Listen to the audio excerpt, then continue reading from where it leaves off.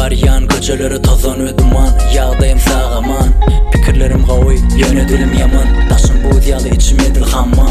Seni görün ok yöne kapımıza garba, bilen ok ne çalmadı garba. Divorda panti öyünne herva, rapçi rapermese kaptılı kerva. Çıkarın cengelin arasından, göze yaş verip du seper yarasına. Konup göçüp bizim durmuşun ağına arasına. Mellegim ilham menin bağwan, yığınayan hasılı yadımın arman. Ağır gep yok mene vah arman, men ağır gepi sevcelip sazlan. Eyle medet et Allah'ım, çeken bu dünyanın ahın. Eyle medet et Allah'ım, çeken bu dünyanın ahın. Eyle medet et Allah'ım, çeken bu dünyanın ahın.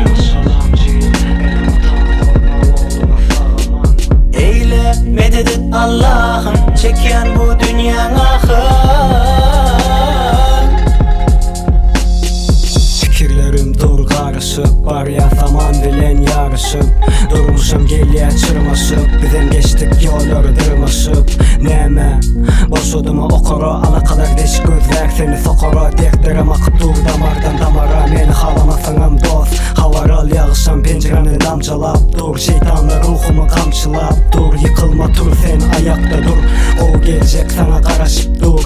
Bağır avrayını dökçek olup ağzından kalma. Köpe bökçek olup bu beden neçe. Buldur ereden perişteler cennetten. Bize sereden bilem ok olundum yatta yanmı yok. Unudum ok hiç saat unudulan ok. Labirintler adıştırıya yol veredi. Yıllarım eredi beni yekeledi. Ulum sıra yeşenlerinde deninden tutmazlar elinden. Bozkal yerinden sabredenem maşallah benim hatam. Korkmam oğlunu sağaman. Eyle medet et Allah'ım, çeken bu dünyanın ahın.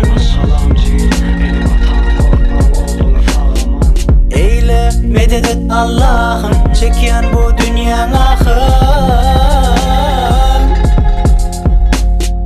Eyle medet et Allah'ım, çeken bu dünyanın ahın. Eyle medet et Allah'ım, çeken bu dünyanın ahın.